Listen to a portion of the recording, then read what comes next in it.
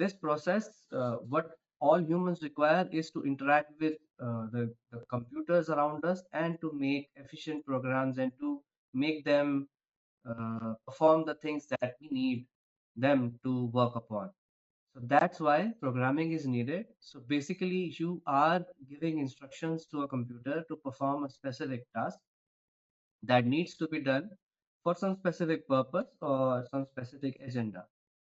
Okay. So what does programming does? So continuing, what programming is? Programming allows the computers to perform tasks such as adding numbers, reading data, sorting data, and creating games. So basically, whatever you want the computer to do, it can do, provided you know how to write that specific set of instructions, and provided you can understand how to program a computer. So how this works, how it works, programmers write a code in programming language. Then this code is translated into machine language. What is machine language? Machine language is basically the binary language or the object code that computer can understand. So object code is also similar in terms of binary language. It's just that object code is the code regarding to that language, and then computer, whenever you want to execute your instruction, computer converts this object code into binary to execute that. Why it is important? Programming is a fundamental skill that allows people to automate repetitive tasks and create computer instructions for performing operations. So basically, programming is all about uh, programming a computer or giving some instructions to a computer that you feel that are needed to perform some operation, and it is also used to automate particular tasks that you feel that are repetitive, or if there is something that you do on a daily basis on a repetitive way, if you are required to create some word documents online, with if you want to fill them with some content and you need to do this task daily. So if you are not programming, if you were not a programmer, you would directly go to you directly open your computer, open a Word or Notepad plus plus, write the content, and save it and format it, and then maybe send to your manager or something. But if you are a programmer, you can achieve all this with a single click. It's just a one-time effort that you need. You just need to write a code that executes well, and in every day you just log into your computer, execute your code, and your Word document is ready and waiting for you to send to your manager. So that's how you automate your repetitive tasks, and that's how you do your programming, and that's why the programming is really important, and it helps you automate your task and increases your efficiency. Moving on to the next slide, the main slide, what is Go? So Go is an open source programming language that is created by Google, hence it has the name Go. It was developed in 2007 at Google, launched in 2009 as an open source language. What is the purpose of this language? It is designed for simplicity, efficiency, and concurrency. By simplicity means whenever a developer or a programmer is typing something, or performing some task in Go, uh, the instructions that are written, they are very simple to write and easy to understand. The instructions that you write would consume less memory. Your program that you will compile would consume less memory, and it would be very efficient. And it also gives you the feature of concurrency. By concurrency means in a single program, you can perform multiple operations, or you can launch multiple subprograms in your program to perform a particular task. So if your task requires you to perform certain actions in parallel, you can do that with concurrency. What are the key features of this language? It is statically typed. So statically typed language is a language wherein whenever you define a variable, you need to set the type of that variable as well. So whenever you are defining anything in your program, you say that, okay, this is my variable and this is the type of the variable. So this means whenever your code would be executed or whenever your code would be compiled, the compiler who is reading your code or who is executing your code would know the variable and its type beforehand. Okay, compiled. Compiled language is a language that converts the source code into the machine code. So since Golang is a compiled language, whenever you would be executing your code, firstly you need to compile your code. When you would be compiling your code would be converted into the machine code that is not visible to you, but in the background it is converted into machine code. And if you have any errors, or if the compiler detects any error or syntax problems in your code, then it would give you an error that this line is not as per what I understand, or I'm not able to get what this line is doing. So similar errors you would encounter. And then the garbage collection, this automatically does all the garbage collection. So what is garbage collection? It is basically memory management. So whenever you define any variable, or whenever you execute your code, or whenever the variable is there and your code is exiting from some function or some block of code, the values that were used inside the block of code, or the variables that were used, they are automatically freed, and the memory is available for you. The memory is freed for you in the next set of instructions. So we'll learn about all of these in the later sessions. Let's move on to the next slide. So why choose Go? Because it gives you great performance since it is a compiled language. And whenever a language is compiled, it is converted into machine code, and machine code is basically the native language of computer. So if you are giving anything in the native language of computer, definitely it would be executed in a very fast manner. Concurrency, it has built-in support for concurrent programming with Go routines. So Go routines are basically small operations or small programs that you can write inside your program that run in parallel to whatever you are doing. So if you have a piece of code that you want to run in parallel along with some other piece of code, you write them in Go routines, and then those tasks are executed in parallel. Then simplicity, it has a clean syntax and a minimalistic design. By clean syntax means syntax is the way you write your statements. So it is very clean. If anyone has basic programming language understanding, they can easily understand what do you mean by writing that instruction and what that instruction is doing. And then minimalistic design. So in order to perform a particular task, you don't have to write many statements. That particular task can be done in 2 or 3 statements. So that's how it is minimalistic in design as well. It has a strong standard library. That means it has an extensive support of standard library. So whenever you would be downloading your Golang compiler at your laptop, the basic standard library is already there in that package, and it contains various functionalities and various pre-built functions that you can use in your program. So you don't have to write anything in your program for basic needs. You can just include any library that you want and use the pre-built functions as they are.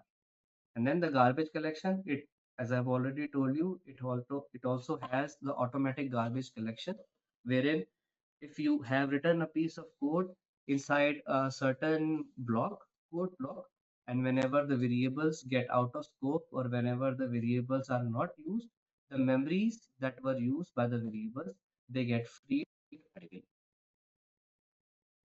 Moving on to next, Go versus other languages.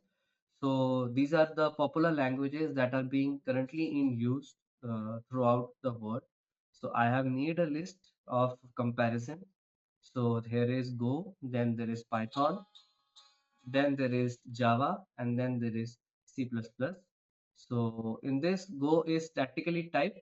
So by statically typed, we have already understood that the variable definitions need to be with the types. And once the variable is declared with a type, you cannot change the type of that variable. Python is dynamically typed. So if you have a variable that is containing some value, let's suppose a number, you in the later in the program, you can also assign a string value, and you can convert that value into different data type in that variable. Java is also statically typed, as C++ is also statically typed.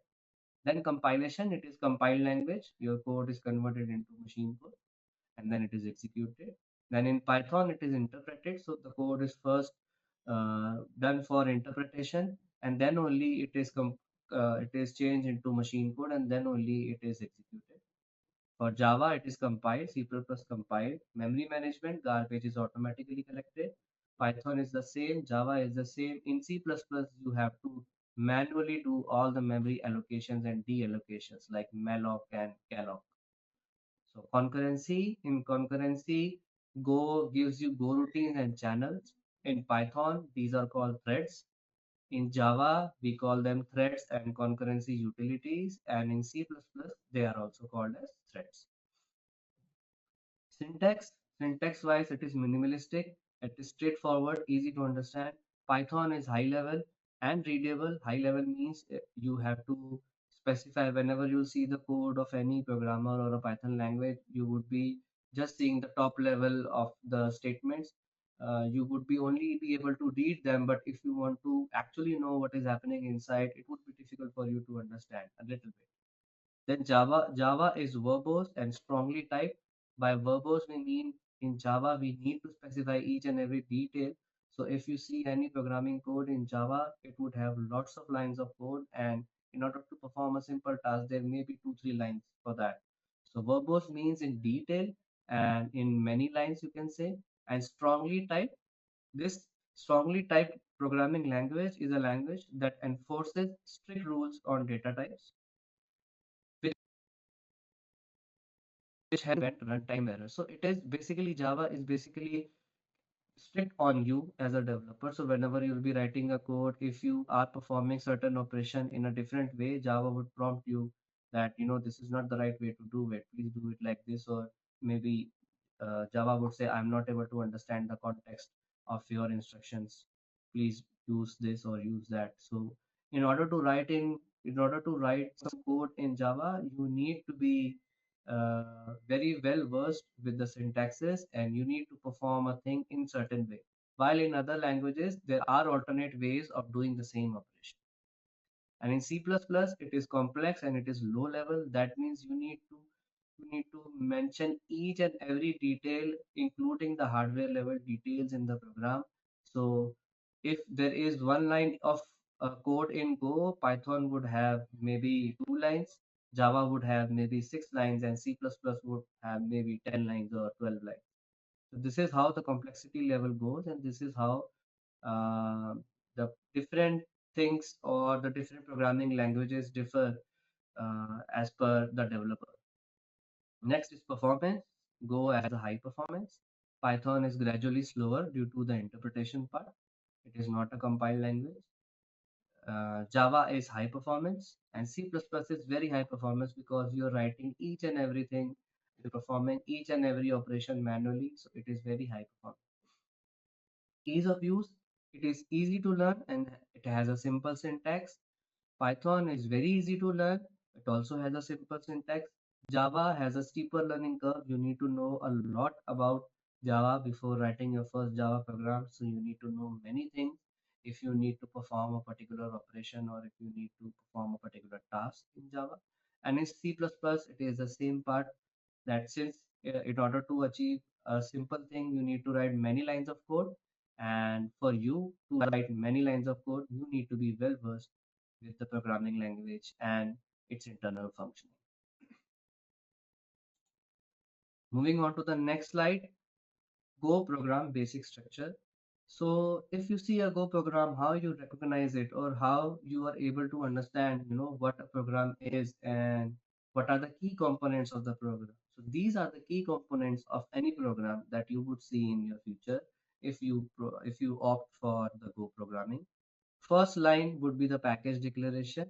So package is a folder, or maybe package is something that you have in your file structure. So in your program, you would define that this is a program or this is the instruction set that that is meant to be inside this folder. Then you say import packages. If you require in your program, if you require any external libraries or any external packages, you would say that, okay, I'm using this package from this library, I'm using this package from this library.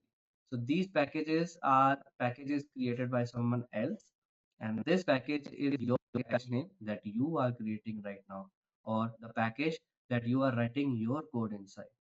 So it is a combined effort whenever you are developing anything, whenever if you are a programmer, this is all a combined effort. You write some code, you write some code and say this is my code and package it in your library name.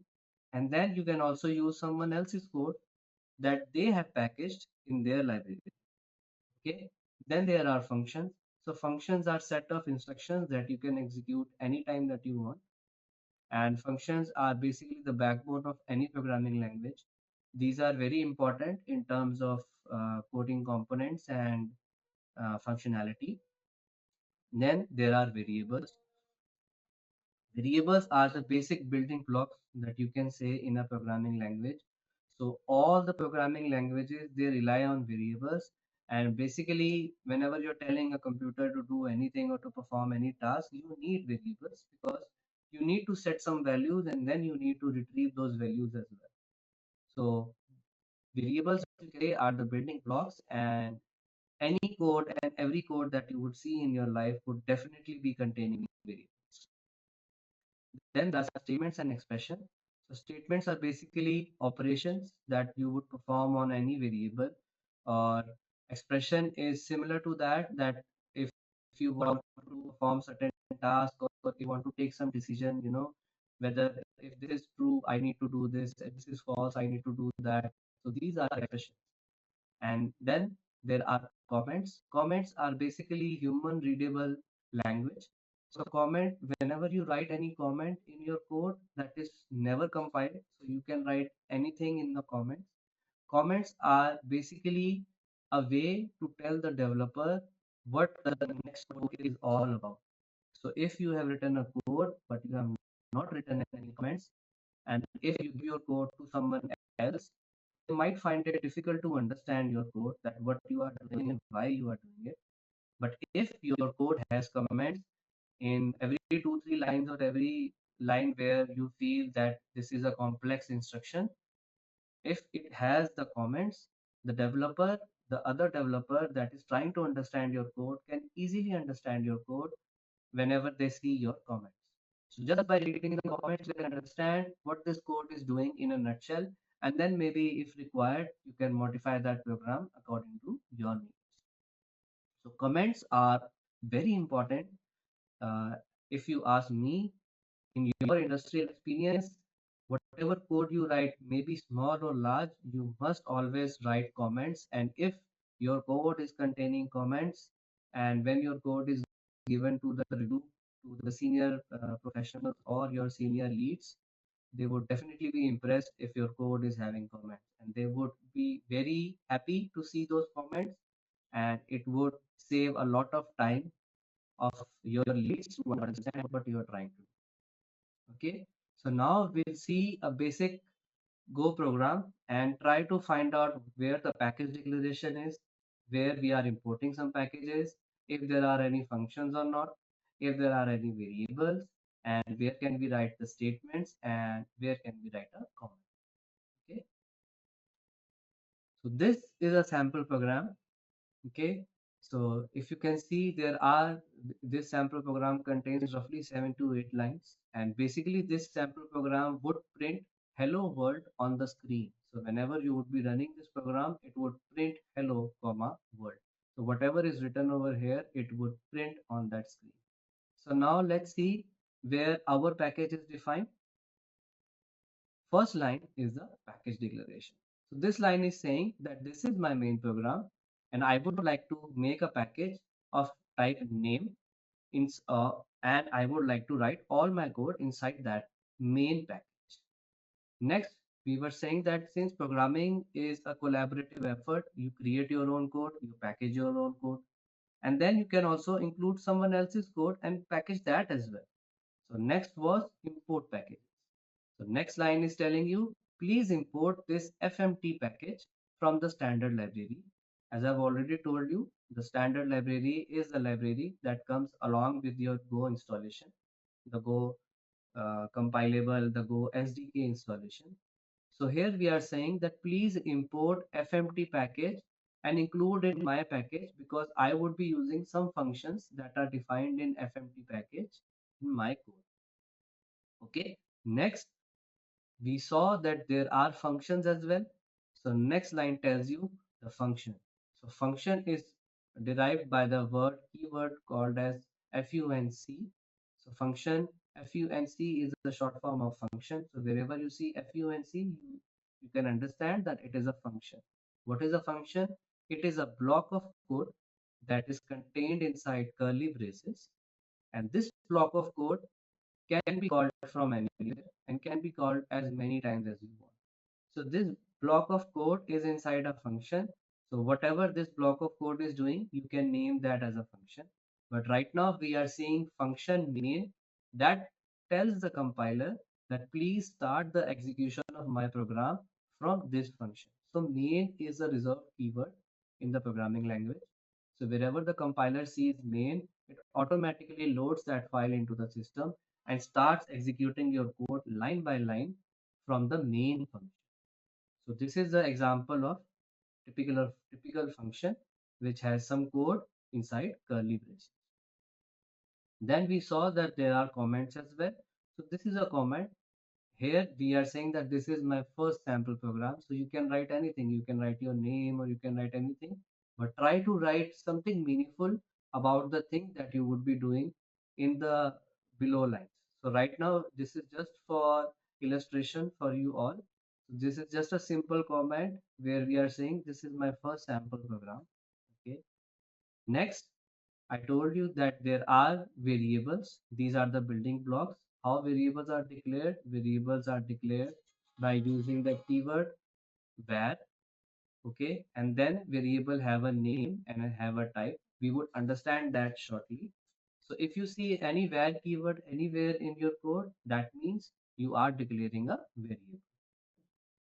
Next, in the variables, in this section inside a function, we can use variables, then statements and expressions. These are not there in this basic example, but you can assume to find all the statements and expressions inside any particular function. So as more as we dive deep into the Go programming, we would be understanding where we can write statements, how the statements look like, and how the expressions look like. And that's all what you can do. This is a very basic program. It would print hello world. So fmt is the it is the imported package that we told the compiler already that we would be using fmt. So we write fmt, then dot. Whenever you do a dot, your compiler search this fmt package and see if there are any functions. So if we do fmt dot println, that means this package fmt that is there in the standard library, there is a function called as println. So inside this fmt, if you were to see what is the code written inside this library, it would look like package main, then the function name would be println, this one, println function, and there would be some code that would include printing of whatever you are giving inside this function to the screen. So here we are saying FMT. FMT is a short form of format. So format println means print a line, and then in the double quotes we say hello world. So whatever you do, you are saying that please format whatever I am giving you. Please print that in a single line, whatever I am giving you, and this is the keyword that I want to be printed on the screen. So you can write your name as well here. You can write anything you want. Whatever you write, it would be printed on the screen. Okay. So moving on to the next part, Go language components. So Go language components, so we saw whatever components are there in a basic code, but in totality, what all components are there in Golang? These include packages where you say that where your code is located or in which folder your code is located. Then there are variables that I've already told you, basic building blocks. Then there are data types. Data types are basically the type of values that you can assign to variable. We would see in a while how we can link the data types to variables. Then there are functions. Functions are set of code that is contained inside a curly braces.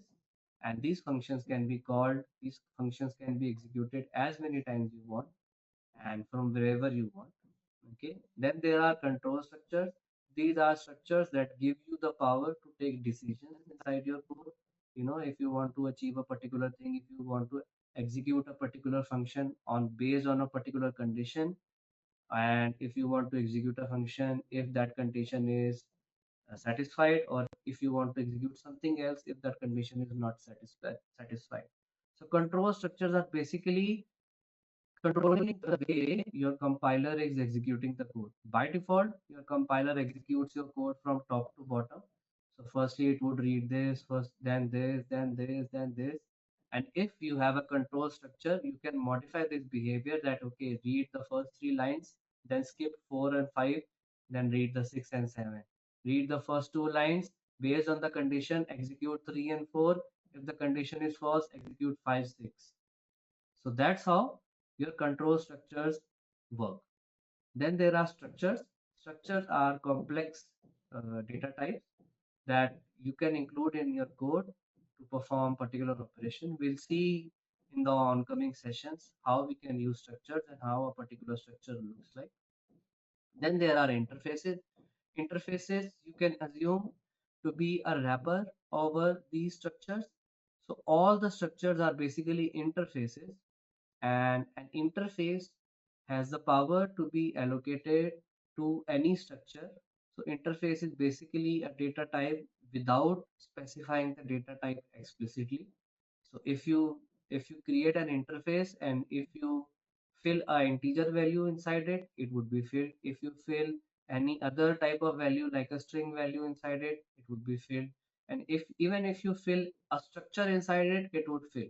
So interface you can assume to be there on the top of all the data types. So all the data types that we will be seeing in the next slides, these are basically interface as well. So we would also be understanding interfaces in the coming sessions. Okay, and then last but not the least, concurrency. That is the most powerful part of your Go programming language. So if you are writing some complex programs wherein you need to perform certain tasks in parallel with whatever your main function is doing, so you can do that with concurrency module that is there inside Go. And the way you can do that is by defining Go routines. Okay, so next, let us understand all of these one by one and in a little bit detail now. So moving on to packages. What is a package? Every Go program is made up of package. The package name is usually main or the folder name where your Go files are located. So if your Go files are located in, let's say, a folder named as my project, then you can you can say that the package of my Go file is my project. If your package, if you have maintained all your code inside your name folder, let's say inside a folder named as Varun, then you would be writing package Varun as the first line of your Go file. Okay, and if you want to tell the compiler, okay, there are many Go files in my folder, I would like you to execute this file first, so you do package main. It is similar to the thing that we were seeing over here. So package main is saying amongst all the Go files, firstly execute this, and then onwards, whenever you find any reference to other Go file, execute that. So main would always get executed first. So that's why package name is usually main or the folder name where all your Go files are located. Programs start running from the package main that I've already told you. And packages provide the functionality to organize your code and make meaningful code structure. So let's say you are creating a code for maintaining any student records. So you can say that the main folder is student, and then inside student you have their attendance, their mark sheets, their reports, their details. So if you are maintaining the data of these four categories, so inside the student you would be creating these four folders, and inside all those four folders you can write your appropriate code and create the Go programming files. And then the packages would be called as you know, and the main would be called as package main. Then there would be a package called as details, a package called as reports, a package called as attendance, right? So this is how you manage your package, and this is how you create different divisions or sub packages inside your code, so that if your code is complex, it is easy to understand by yourself, and it is easy to understand by other people who are reading your. So we would be seeing more on this on the oncoming sessions, where we would be definitely be trying some hands-on in the Go programming language, and then we would be creating some packages over there. Next is the variable. So variables, as you know, are the basic building blocks. So how you can visualize a variable? Variable is a container or a placeholder which have a name and can store a value of or any data type. So basically, you can assume as variable as a container. So you have a container with you. You give a name to that container, that okay, this is my container, or this is a blue container, or this is a container that I would be using to save the names of the student. So you name that container as name, or you can also name that container as student name. And what you would be filling inside it, the name of the student. Let's say Varun. So you would be creating a container or a variable that has the name as student name, and then the value would be Varun. Okay, we would be seeing this in detail in the coming slide. How you declare it? By declaring, you are telling the compiler that okay, I am creating one variable, and this would be holding a value of this type. Sorry. So how you declare a variable? You declare a variable using the keyword var. So var is the short form of variable. And variables can be declared at package level or function level. So as we saw that there is a package and then there is a function. So this variable that has a name m, and it would be having a value of integer type 0, 1, 2, 3, any value. So this is a variable that is contained inside a function. If I copy this line and if I move it after import fmt, this would be visible to all the functions that are there in this file. So we would call this as the package variable. So the scope is right now a function. So this is a function variable. If you want to make this variable available to other functions as well, you move this variable out of this function, then this becomes a package variable. So that's how it can be declared as a package or at the function level. So this variable can be used, reused, modified whenever needed in the code. So if for our example, we had a variable that we were calling as student name and the value was Varun. So if you want, you can modify that student name and you can write any other value inside that. You can write a value named as Priyanka. So you can say if you modify that variable now, student name, earlier it was having the value Varun, you say now it should have a value Priyanka. That is totally fine. And whenever you'll be finding the value, what is the value of this container that is named as student name, it would be giving you Priyanka. Okay. Next, data types. So now we have talked about variables, or now we have talked about the containers. So now we know what containers are. These containers hold some value. What type of values these containers can hold? These are all the types of value a container can hold. First example of a value is Boolean type. These are Boolean types, and these consist of two predefined constants, true or false. If you were to relate this Boolean type to your daily day-to-day life example, you would say, let us say, um, if in any class the teacher asks whether Varun is present, someone says yes. So this is a Boolean value. If you say that okay, Varun, have you eaten your lunch? They say no. This is also a Boolean type. So if there is a question or if there is a value that you need to save and that is having only two types of values, either true or either false. Either it is a yes, either it is a no. Then you would define a variable of type boolean. Okay, whether you want to execute this code, yes. You want to execute this code, no. There is no third answer. So if in your code you require something that needs to be associated with a yes or no or a true or false, you define a variable called as boolean. Next is the numeric types. So if in your code you need to define something that works on integers, that works on numeric values, whether you want to add something, whether you want to multiply, divide, whether you want to perform some arithmetic operation over it, you define a variable that is of type numeric type. And what is this numeric type? It has two numeric types inside it. One is integer and next is floating. So integer, simple example of an integer, 1, 2, 3, 4, 5, 6, 7, anything. It also includes the negative values, -1, -2, -3, anything. Okay.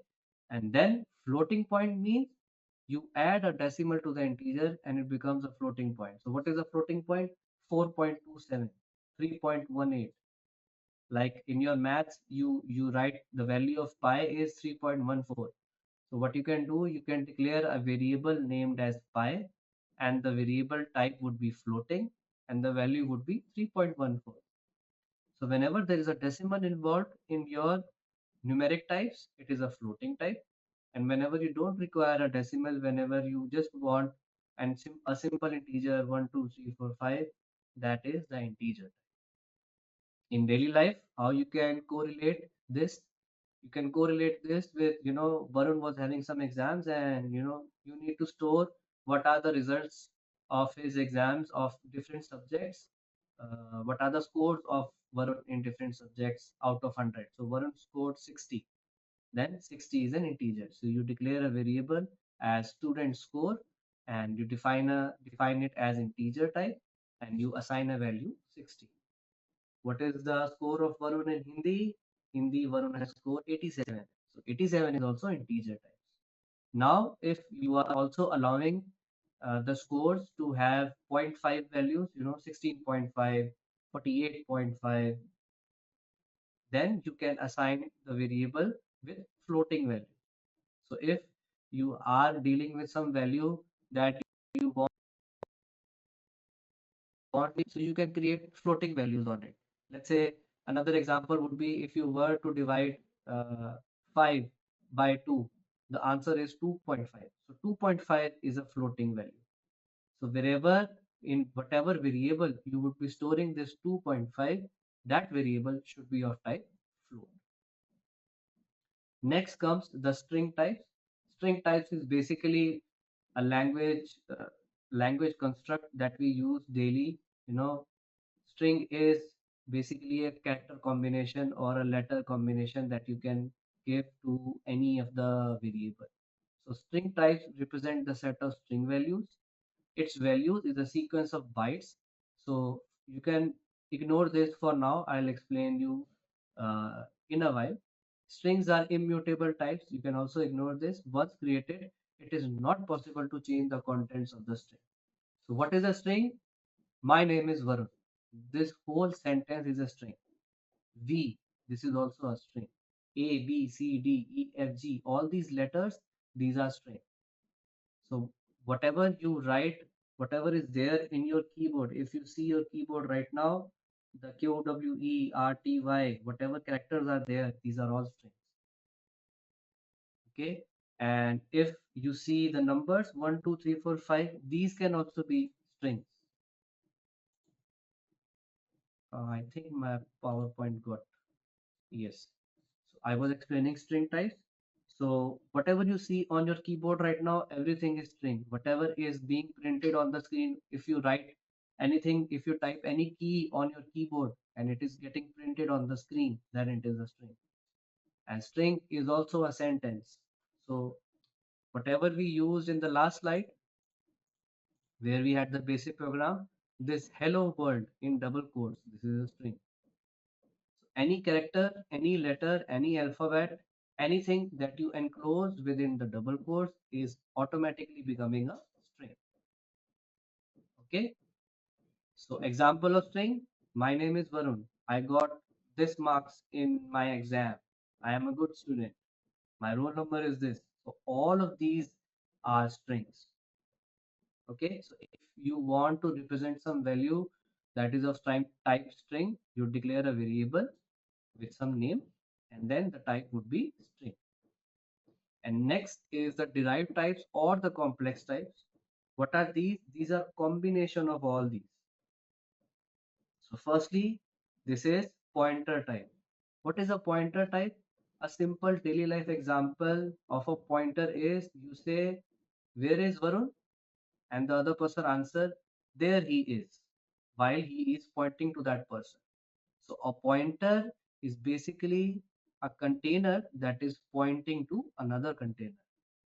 So it is a variable that contains the address or that contains the location of another variable. So you can say, where is Varun? The other person points to that person and say, there he is. So this pointing is the pointer type. How you declare a pointer, we'll understand in the next oncoming sessions because it is difficult to explain you just by using words. It would be better if we can see it on the screen. So pointer is basically something that is pointing to some other container, a container that is pointing to another container. So if you change the value of another container, this pointer container would automatically get updated. Or you can also assume that, if you are looking someone and that person is standing, you are looking at them. Now if that person starts moving, your eyes also start moving. So you can assume your eyes are pointers and your eyes are fixed on that person. So when that person is doing some activity or when that person is changing some state, your eyes are also moving along with that. So this is also a real example of pointer. Then there are array types. What are arrays? Arrays are sequence of variables that are in line, in a straight line, or you can say that are arranged by a sequence, a logical sequence. So whenever you want to perform something in a sequence, I want to do this first, then that first, then that first, then that first. So you create an array type. So arrays are basically variables. Many array are collection of variables that are joined together. And whenever you want to access them, you can only access them in a particular order. So let's say if I have a variable called as student name, if I have a variable called as student roll number, I have a variable called as student phone number. And if I define an array type and add these three inside that array, and now if I try to access this array type variable, I would be getting the name, student name first, then I would be getting the student roll number first, and then I would be getting the student marks and whatever you have put. So there is a particular sequence to access these. So array type is a combination of variables that can be accessed only in a particular sequence. Then there are structure types.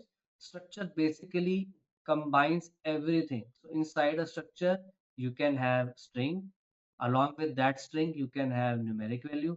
Along with that numeric value, you can have boolean.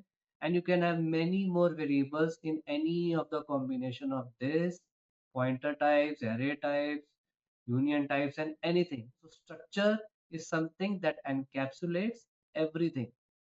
So if you were to make a program of students and you need to fill some data about a particular student, you will say, I will create a structure called as student. This is a structure variable named as student. And inside that structure, you can say student is a male. This would be type boolean, yes or no. Then what is the phone number of the student? Then inside the structure, there would be a variable called as phone number and the value would be 99 and anything that you want, 99108345, right? Name, next variable would be name. Name would be Varun. Next variable would be address. Address would be of type array, and array, inside array it would be string type. Street number this, road number this, society name this, sector name this, location this, address, area this, pin code this, right? So this is how you create a structure type. So inside one variable, you are able to include all these values collectively, and that variable is called as student. So now your student has a name, has a phone number, has an address, and you can access it by student.name, student.phone number, student.address. Union. Union is basically the same union that you read, that you have understood in your maths class. Combination of two things.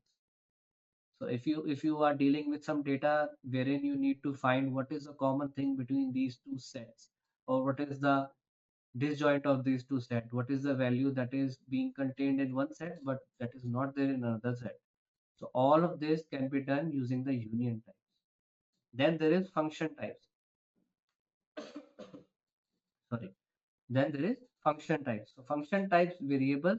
So whenever you have a variable, you can also assign a full functioning function to it. And whenever you'll be using that variable, that function would be called. So this I can explain you in the next sessions, not here. But if you want to understand, this is basically a piece of code that you have allocated to a variable, and that variable is a function type. Then there is slice type. So slice is similar to an array, is just given a different name. What is the difference between these two? Arrays, once you define an array, you are not able to change that array. So if I say I have, this is an array and this has 10 variables inside it, and then in the future, let's say I want to only use 8 of those variables, 8 of those containers. So I cannot use 8 of those. I cannot create a new array type with 8 of those. For that, you need a slice type. So for a slice, if you define that, okay, this is a slice containing 10 items or 10 variables, and later in the code, you want to reduce the size of this slice to 5 variables, so you can do so. But if it is an array type, your compiler would say that you define that array of item of 10 size, now you are making it as a 5 size item. It is not possible. Then interface, as I've already told you, all of these are interfaces. So you can create a variable of interface and assign it any value: string, numeric, boolean, pointer, array, structure. So interface is sitting on the top, and then there is structure, where structure combines everything, and then there is an array that can have the same type of variables with a particular sequence. And then there comes a map.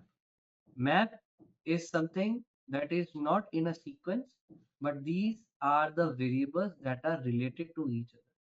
So if in your data you need some values that can be addressed using a key, if in your data you need a key value pair, let's say, what is the name? Varun. Marks, this. Subject, this.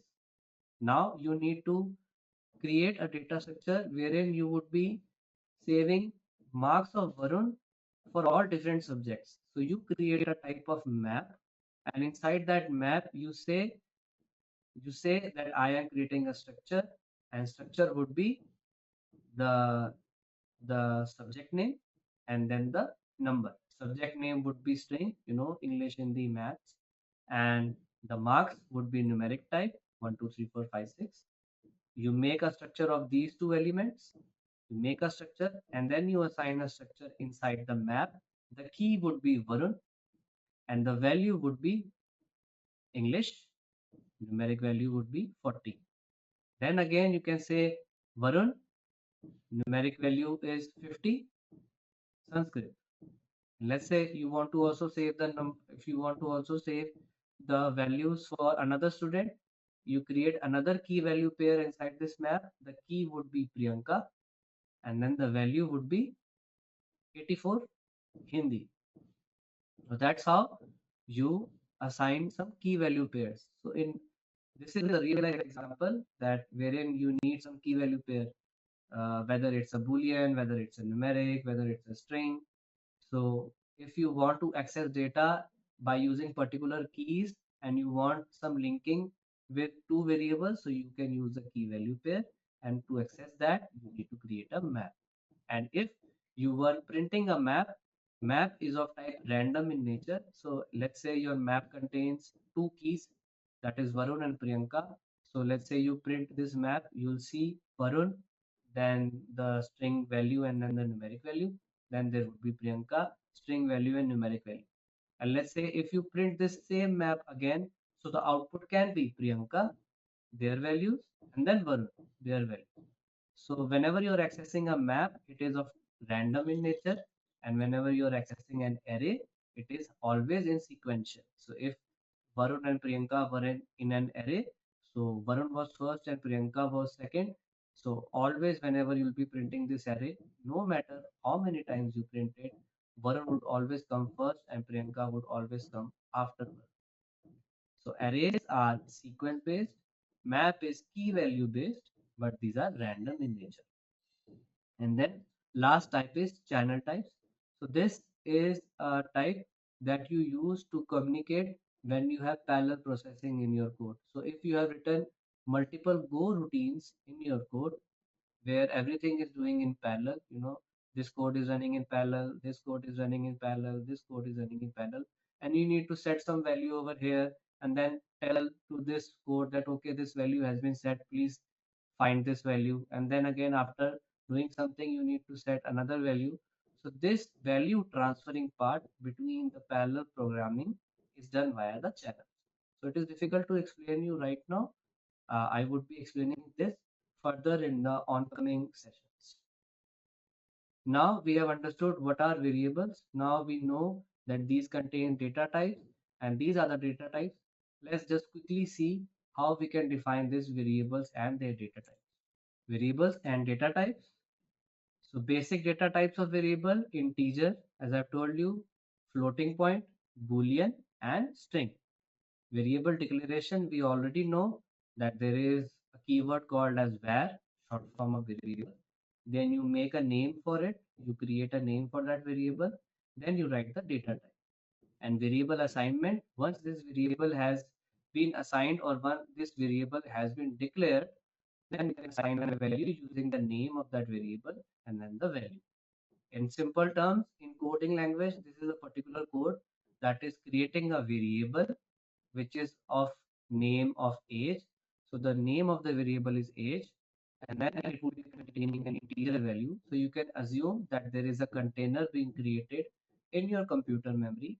The container is named as age, and then computer knows that whatever value you would be putting inside this variable, it would be of type integer. And then you say age equal to 30. So now compiler knows, okay, there is a placeholder that they call as age and it has integer value. Okay, now what I have to do, I have to put 30 inside this placeholder called as age in the memory location. So after these two steps, your computer is instructed to allocate some memory to a variable, name that memory as age, and define that memory as integer type. And in the second statement, your compiler put a value of 30 inside that placeholder that you already created as age. So now if you print this value using the inbuilt library fmt.println, this one. So if you write fmt.println and inside this you write $age, it would print you 30. Another example is here you are seeing the declaration part. So this is the declaration and this is the assignment. And in Go, you can do these two in a single line as well.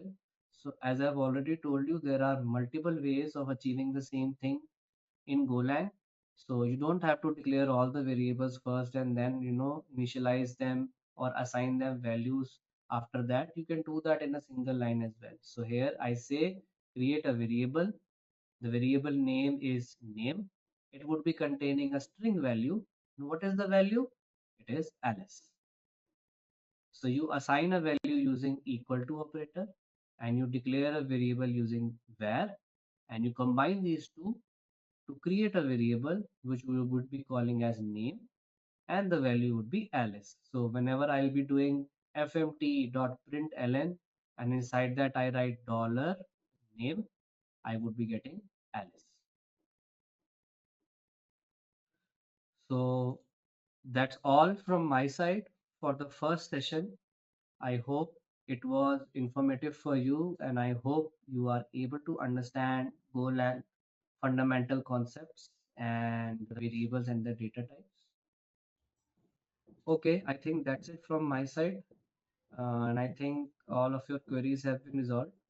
So I would be closing this session. Is it okay to close your session now? Yeah, thank you so much.